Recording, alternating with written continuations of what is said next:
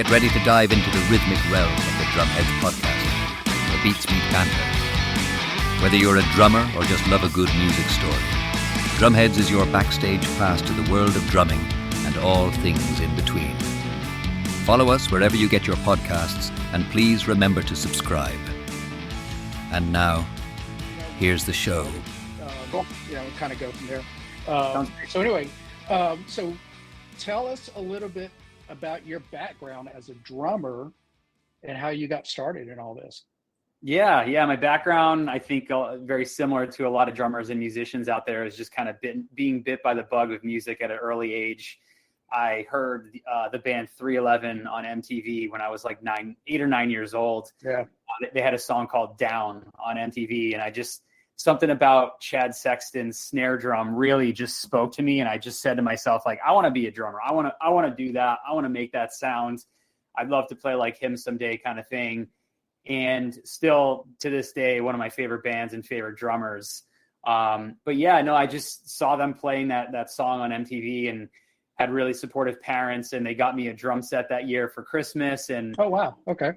Became obsessed with music and wanting to learn everything about the drums, and very quickly joined the marching band and the jazz band when I was in middle school and high school, and got drum lessons every single Wednesday. My parents would take me to town to take drum lessons and learn the rudiments and that whole thing, and really just kind of started networking. Didn't know what networking was, but just started to kind of find my friends and people that would support me and kind of push me creatively, and started jamming with kids locally. And a mutual friend from high school linked me up with a kid from another town that I didn't know, but was like, hey, this kid named John, he plays guitar and he's looking for a drummer. Do you want to jam?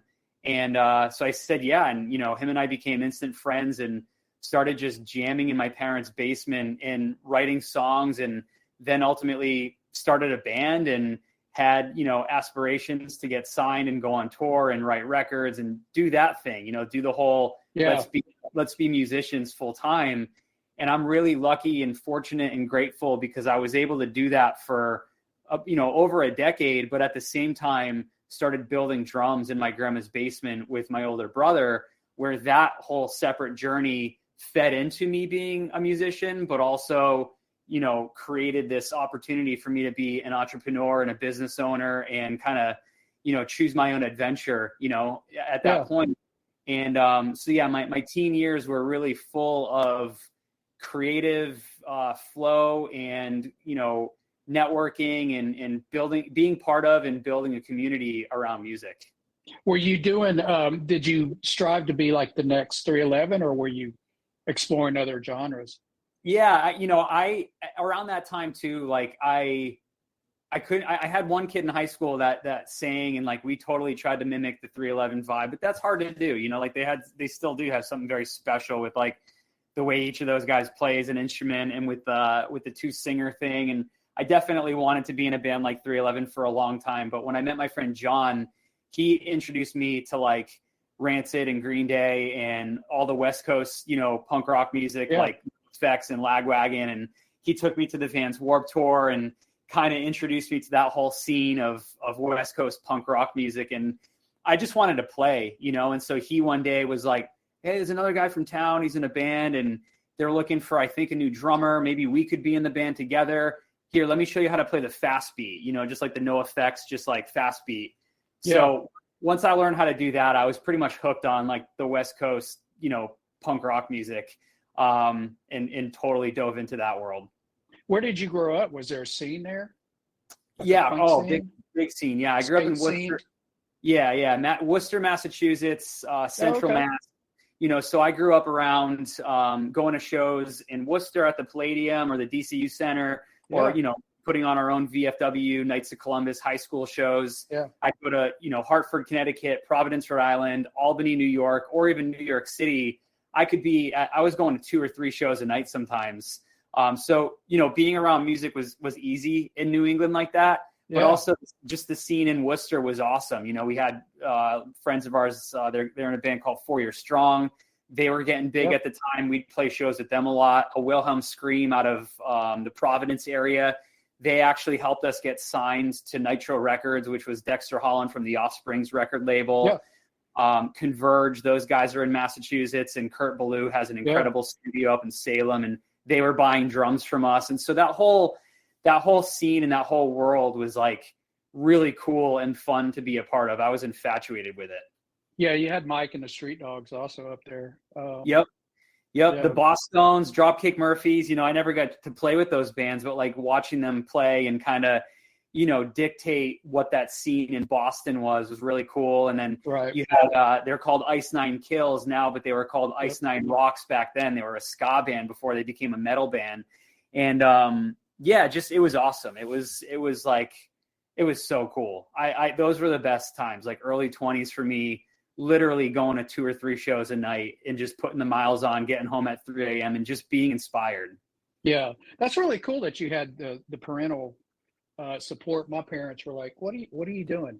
Take all this down," and they would kick my friends out. Like, y'all need to go home. So we had to I got neutral place. Yeah, man, we were real lucky. My mom and dad totally not only supported but like hooked us up. Like my dad. My dad split my band's first trailer with me. He helped us get our first van. They would take me to shows at the DCU Center, or my mom and dad would drive me to see 311 all over New England and get a hotel room. And that's awesome. The whole experience was great. And then my parents' house, the factory for SJC ultimately became my grandma's basement, which was literally, we lived next door to her when I was growing up. And so her house was there with the factory, and my parents' basement was me and my brother's band's practice spaces. And so our house just became the house that all the bands that were on tour would stay at as well. So we had like the Aquabats sleeping over our house every time they played the house in Boston, or the Axis in Boston when that venue was around. Just like my dad would make us all a massive dinner or breakfast, and it was cool. So I couldn't have asked for more support growing up. And later in my years, now that, I've been in the industry for a couple decades, I've been really motivated to kind of pay that forward and show the next generation that they can do it. Because, your story of, not having, sounds like the most supportive parents and like being in that world, that's not the case with everybody. My case, I think, was kind of rare. And so I feel very lucky and fortunate. So I'm always trying to provide safe community spaces for the youth to find their passion in music and really, be able to chase their dreams. Yeah. Where were you? Let's start going down the SJC path. Where are you guys getting shells? Were you getting like Keller shells, or where were you getting your gear, I guess, your hardware?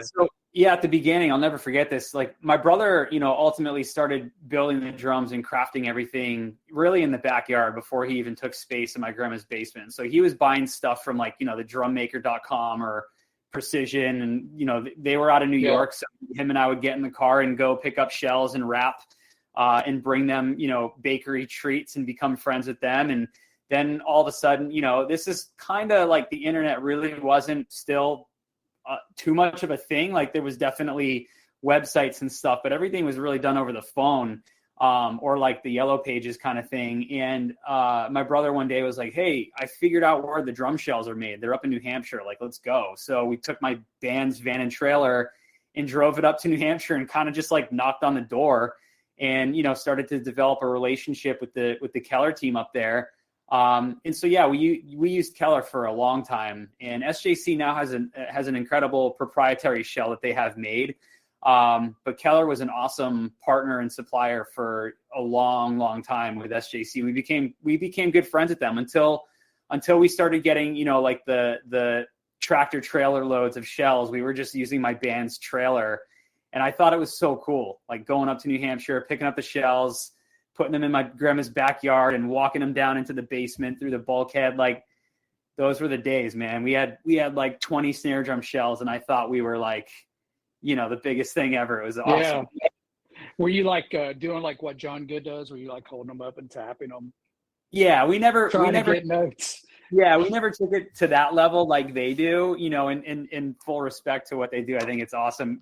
I did it just for fun because I saw him do it, and I was like, yeah, I'm kind of doing what that guy does, But yeah, no, it was, we were getting shells from all over. My brother was always making stuff on his own and trying new things with stave shells and ply shells, making his own bladders to kind of like form his own shells, and always experimenting. That was always the funnest thing for SJC, is just like, hey, what if we did this? Well, we didn't have anybody telling us we couldn't do it, so let's just try it. Did you have a tinker person in your family? Like I grew up, I had a great uncle that was a TV repairman, and it used to drive my parents nuts. They would leave, like go out to eat. I would take apart their TV. They'd come back and it'd be like scattered, but that's how I learned how to do stuff. And that's that in tinkering, like tinkering on guitar, on cars, guitars, drums, whatever. Did you have somebody in your family like that? Was your dad like that? No, my dad wasn't, but I got to give a lot of props and love to my dad. He ran for 35 years a local Toyota franchise. So he had we're from a small town right outside Worcester, and he had a car dealership. So he had the entrepreneurial, accounting, marketing, leadership kind of skills that I was always chatting with him about to pick his brain. My grandfather and my great grandmother actually did some kind of like piecework, assembly work at like the big mills in central Massachusetts. And so it would kind of always just kind of like be interested in what we were doing. My grandpa would come and assemble with my brother and I and offer suggestions on how to do things with templates and make it a little bit faster. But yeah, my brother really was the mastermind of like, I'm going to dissect the drum, figure out how to cut the bearing edge and figure out what does what. I was always I'm inspired by West Coast culture and art and music, and I want to insert that into the brand. And then I really went down the rabbit hole of teaching myself graphic design, and I would go on the websites that as the internet started to become a thing, and you could go view source and look at all the HTML code, and I would go in and dissect it, copy and paste it, go in like a GeoCities website and make my own. And so I made the first SJC logo and website, and so it was really like let's divide and conquer this thing. You do the manufacturing, I'll do kind of the marketing and the artist relations and the back end stuff. And it worked really well for a long time. Yeah, that's awesome. I kind of had to get into it myself because my dad was an electrical engineer, he worked at NASA, and he wanted me to go down that path, and I was more of a mechanical person. So I was, like I said, I was always taking apart stuff. And then when I started playing drums, I really got into it. And then it helped that I worked with this jazz drum instructor at a music shop, and he really taught me a lot about drums, like how to look at bearing edges and how to pick all that apart. And I did the same thing. I've rebuilt so many kits. I'd find like a junky kit, like a CB700 kit, and go to Precision and order a wrap, or replacement lugs, or clean the bearing edges up and try to make them sound as good as they can. With all that sort of stuff in mind, when you set out with let's kind of go into like where SJC is kind of getting started, it's getting established. Was there a particular tone or a sound or something that you wanted to accomplish when you set out?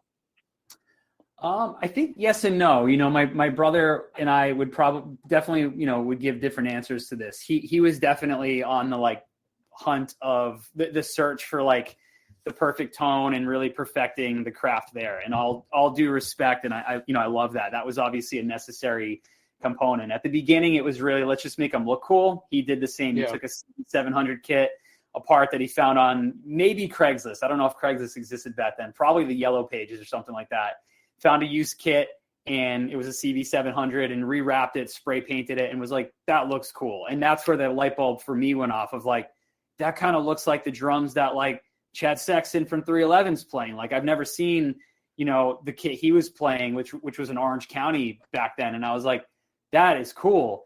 And so I would kind of just like, I was DIY making shows for my bands and going to Kinko's and flyering it. And I was like, next time I go to Kinko's, I'm just going to make a little ad and cut it in quarters and pass that out for you, Scott, and like people started hitting us up and they're like, can you rewrap my snare drum in a leopard print? And can you, drill a 2-inch hole in my snare drum? And he was doing a lot of refurbishing work to drums that already existed.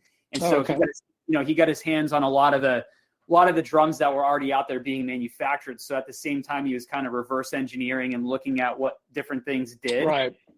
He built himself a really nice looking birch kit and was always really into the tone. He went to University of Southern Maine, I think, somewhere up in Maine, to read and write music and, become a music educator. I was more just like, I think it looks cool, and with the right tuning, I'll make it sound good and play my punk rock beats on it.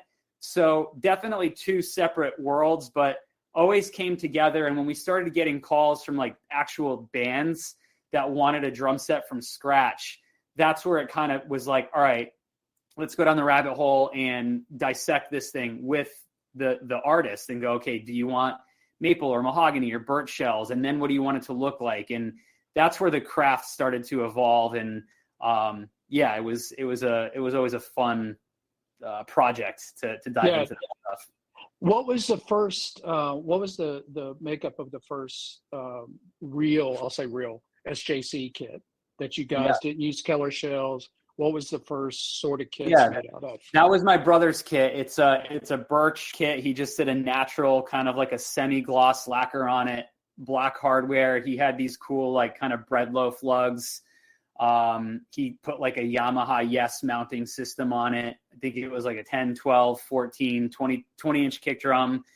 And then the next one after that was mine, which was a 12, 14, 16, 22 bigger kit, black sparkle with red hardware. So like we were like really getting into I was trying to push the cosmetic, game. And he was just like, why don't you do a nice satin stain or like this? And I was like, I want it to look badass. I want it to be black and red, and I want it to be a little bit more durable because I'm going to take it on the road, and I think a wrap would probably be better. And but yeah, that was really the first. And then as MySpace started to come into play, like in the early 2000s, that's when we started really going for it. And I would do a lot of outreach and find cool pop punk bands that I thought were cool and send them a message. And we started building the 20-ply snare drums with the turquoise glitter wrap on them and stripes with the pink sparkle wrap and all of that stuff. And I don't know if my brother knew what was coming, but I was hitting the streets hard, like trying to design some really cool, funky looking drums. And he was always like, well, let's just do a nice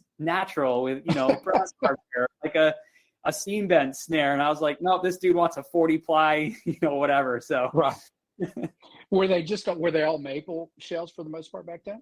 For the most part, yeah. When my brother was able to, he would throw in the birch, and like when we started making drums for his favorite bands like the Aquabats, he would throw in the birch shells and things like that. So we definitely did a mix. Acrylic was it still is popular now, but it was popular back then as well. We do a fair amount of acrylic, and those probably were the main three types of shells that we were using a lot of. How scared were you to get into the acrylic game? Yeah, I wasn't, because I wasn't the one like under the microscope cutting the edges and stuff, but my brother was, props to him, always really confident just going for it. But I was like, dude, like cutting a snare bed on a acrylic snare drum, especially on the router table we had then, it was just like a tabletop, Ryobi kind of cheapo router. And oh, really? Yeah, oh man, he was there cutting the edges and just going for it. He had a lot of confidence for sure. Man, I couldn't even imagine. I would be so scared. I probably would literally be shaking doing something like that. Yeah, especially acrylic. No, I left the basement when he was started cutting the acrylic. I was like, that thing could blow up. Ask him to call me when you're done, sort of thing. Yeah, exactly. Who were some of the first bands that signed with you guys? And how did that go? Was that an easy process, or was it? Yeah, it was actually always really easy. Like just working with people was I think my forte, and what I loved the most was, again, being part of that community and creating that community hub where it was like, it was like to make drums and have people trust us to build their dream and craft it into something that they're going to create music on was always really special for both of us. And the local community and the local scene, 4 years strong, there was a drummer named Zippy. There was a drummer named Tony Roberto, Monty's Fan Club, where the singer and guitarist ultimately is now playing in Jared Leto's band 30 Seconds to Mars. That community in New England really supported us, coming to Grandma's basement to hang out, see what we were doing. A Wilhelm Scream, Converge, it was really special and scary having some of these like legends to me come into my grandma's house and like come into the basement and like walk around and see what we were doing. But as they got their drums and we took pictures of them and put them up on our MySpace and we'd go see them at shows, and it was addicting for me. It was fun. I would see this community being built and I loved it. It was so special at that time. And as I started to see it expand, and we made drums for the Aquabats, and then my favorite band at the time was called Strike Anywhere, a punk rock band from Richmond, Virginia. That all then just expanded into the word of mouth and the real business happening of like phone ringing. Hey, it's Scott Nagelberg from Crush Management, and Panic at the Disco is one of our new bands, and they're going into the studio and they're gonna be big. We want to get them some drums. And from that to Gym Class Heroes and the Academy Is and the Warped Tour scene, that whole thing just was such a ride, and it was addicting, like I said. And I think that, still to this day, it's like an authentic way that SJC does it, where it's not contractually obligating. It's like, we have to make you happy, and if you're not, like, you're free to go elsewhere. But we pride ourselves on communication, delivering a rock star experience to the artist and the drummer, and just making cool drums. Like, I think that there's something special about that, and we built that kind of core value set early on. Yeah, I had stepped away from playing myself. Just, I have tinnitus really bad, but have recently gotten back into it and kind of exploring the brands that are out there now, and all that sort of stuff. And I see SJC everywhere. I mean, it's almost like a standard now. And I mean, I don't want to say, are you proud of that? But I mean, did you ever expect that would be where you guys are? No. Yeah, no, I still don't. I pinch myself when I see it, or when people DM me, or I see, I see people have tattoos of the SJC logo on their body. Oh, really? I remember showing my brother that, and he just kind of would chuckle, and he's like, "That's my initials." Like, and I think that's so cool, like building that culture and building an actual brand, more than a product, more than a transaction. That's what SJC's always been about. And yeah, it blows me away. Like, when I was touring in the band and going to Australia and Europe and Japan, like, that's when it really hit me the most. I'll never forget, I was in Japan walking through the city, and there was a store that had a band, and the band's music video playing on this big screen TV in their display area, and the drummer was using an SJC kit. And I was like, that's crazy. I'm in Tokyo right now, and I see a kit we made, and like, at that point it was me and only a few guys building the drums, and so I knew every nook and cranny of the kit I saw on TV. It was like, they were my babies, kind of thing, And sorry, the dinging keeps going off. This is a day in the life of preparing for Warped Tour. Like, all the logistics for me. I'm sure.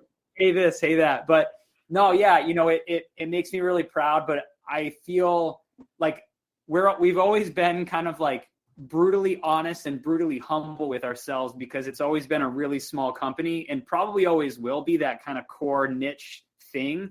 And so a lot of people, as the company was growing, and I'd see friends from high school at weddings or whatever, it's like, man, your company's killing it. You guys are huge. And I'm like, yeah, I mean, brand wise, the recognition is out there. There's a lot of people playing the drums, but like, it's a really challenging business to run, like slim margins times. The competition is fierce, because there is a lot of competition out there. And just the market for the actual acoustic drum industry is not that big compared to electronic drums or accessories or guitars. And so that juxtaposition for me always kept me in check.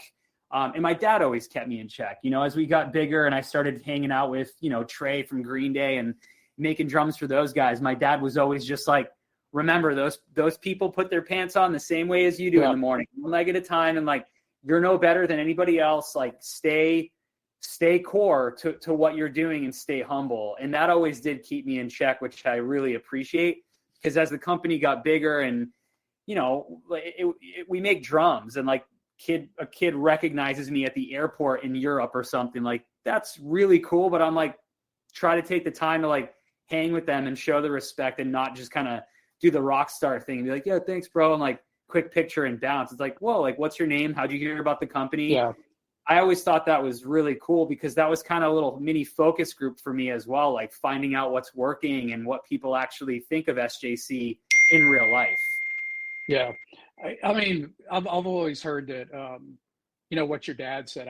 I've told that to many people, like they're just human. They put their pants on the same way. Yeah. But I've also been told throughout what I've done in professional and personal life is that you meet the same people going up that you meet coming down. So, it being like you were saying, picture, yo, thanks, bro, and then leave and blow them off. They're going to remember that, and it's going to impact a decision they may make later. So I want to switch gears a little bit. Have you ever had somebody that you just could not meet their demands? You don't name names. We don't want to make anybody mad, but is there anyone that you just kind of was like, man, I'm sorry, we just, we tried everything, we just can't meet what you want? Yeah, I think there's surely a lot of customers that wanted SJC that whether we couldn't make exactly what they wanted or just the budget didn't work out, that it went, it just didn't happen, which is fine. That's all fair in business. And in being in such a custom niche thing where we really, tout that we can do anything and everything, there are obviously limits, safety limits. Sure. Some people back in the day wanted like drums that had pyro coming out of them. I'm like, got to leave that to the pros. The guys that have the insurances and the licenses to do pyro on stage, sync up with them kind of thing. But we always, and this kind of goes back to the conversation about the community and the artists that we worked with, there was always a way to find a common ground. There was a period of time in like 2015 where a lot of the drummers playing on the Vans Warped Tour were kind of pushing each other and us to the limit of like, we were making a Jaws theme kit and then a Donkey Kong theme kit and then an Acorn drum set and then a DeLorean Back to the Future kit. And that got a little crazy and out of hand. And we kind of had to pump the brakes a little because it was like, we just shut the shop down for 3 weeks to make that kit. Like probably not the most financially responsible decision to make, although the marketing that we got, the marketing value from people seeing that was pretty awesome. So, kind of came out in the wash there, but yeah, no, we'd always have, if we couldn't do something, we would try to find a middle ground and negotiate or, suggest different things where the artists 9 times out of 10 were just like, yeah, I actually like that better anyway, or my drum tech likes that better, or front of house likes it better. Thanks for suggesting it.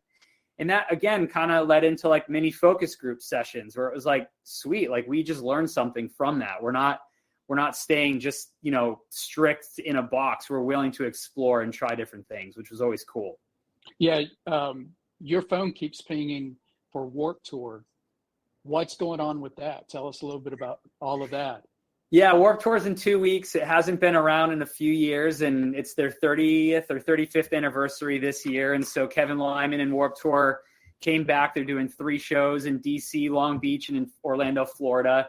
DC is in 2 weeks now. And, like I mentioned earlier, my friend John took me to Warped Tour and I saw all those bands and I just saw all the people in the crowd of like, this is like what I want to be a part of, seeing people with spiky hair and tattoos and, Dickies pants and long tube socks. Yeah. Like that was my scene right there.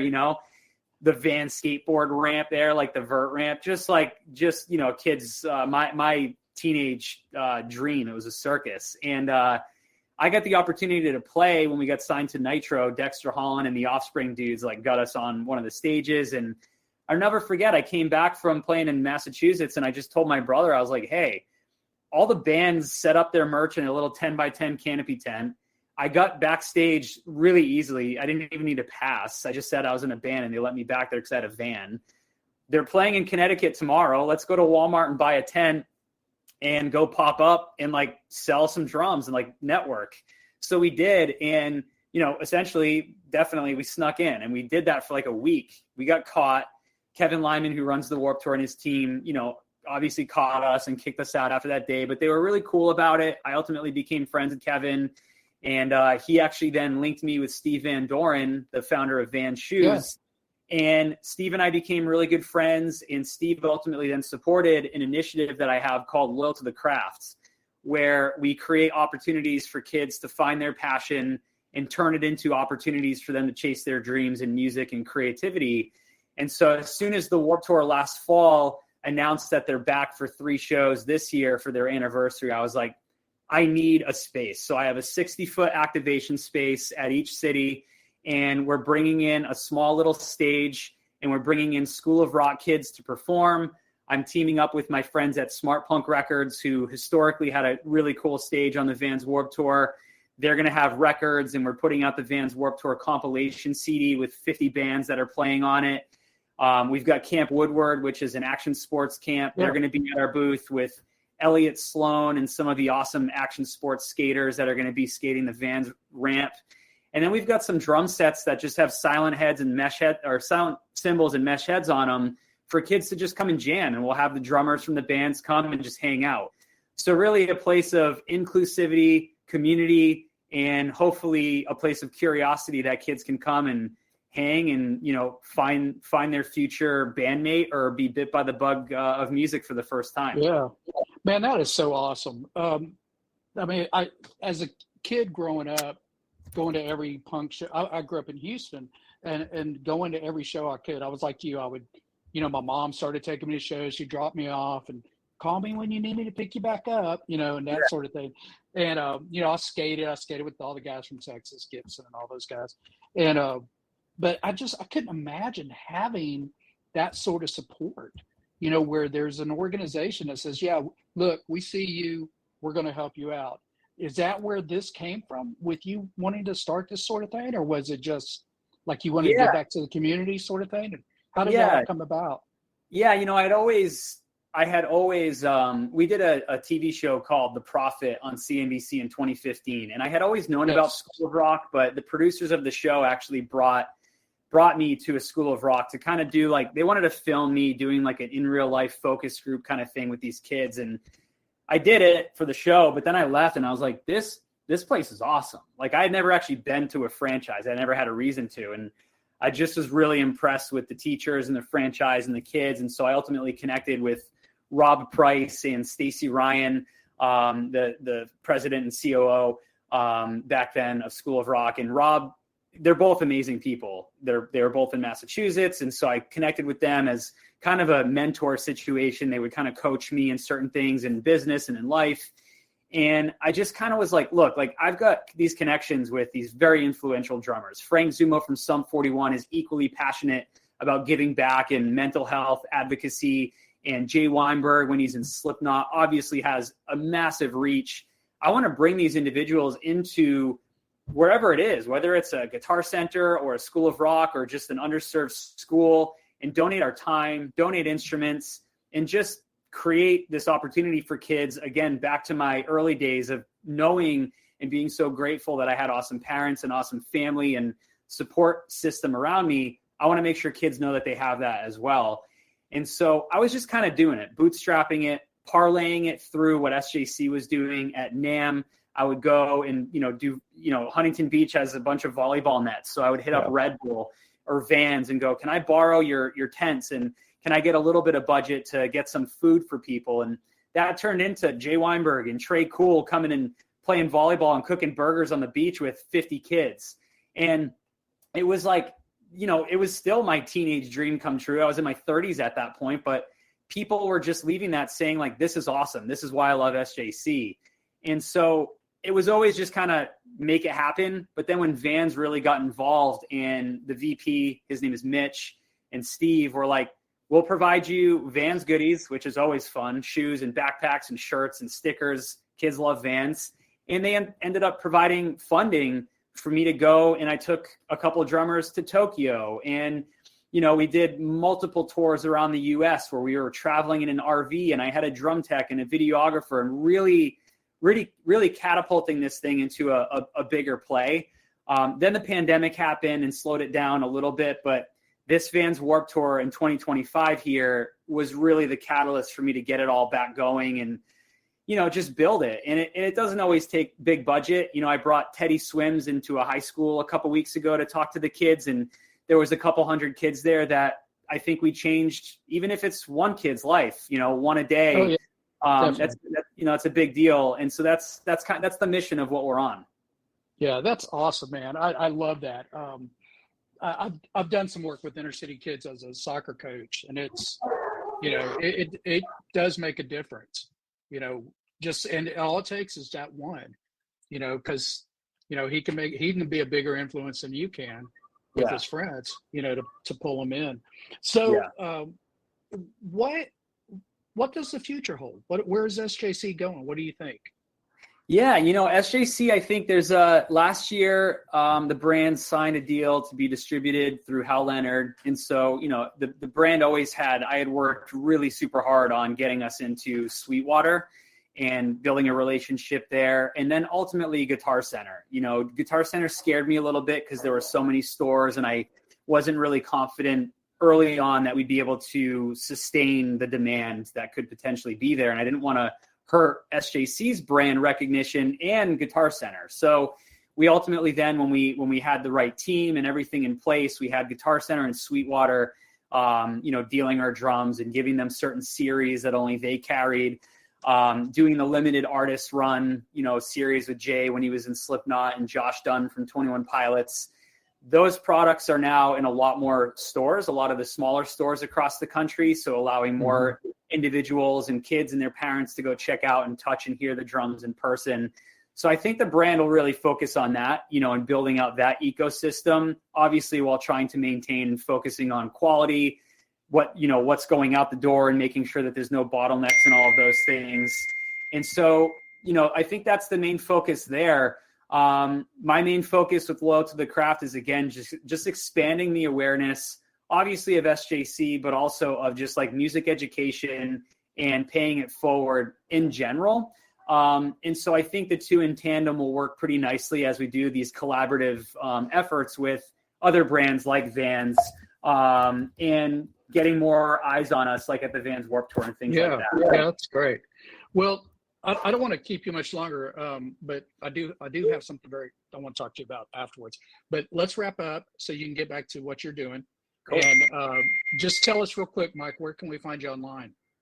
Yeah, so SJC is just at SJC Drums, sjcdrums.com. And then Loyal to the Craft is at Loyal to the Craft and loyaltothecraft.com. Check it out. We've got a bunch of episodes and we do podcasts and a lot of the give back stuff, like the Teddy Swims one I mentioned. That'll be up on our YouTube and our website pretty soon here. And yeah, to support us, just sign up for our email list. If you want to grab a t-shirt on loyaltothecraft.com, we call it Fueling the Habit. That always goes back to us being able to, donate time and instruments and gear and providing these opportunities for the youth to just really, find their passion if they don't already have it. And if they do, providing them resources to achieve their dream and make it happen. So, okay, cool. I'll throw the links up when I get your episode.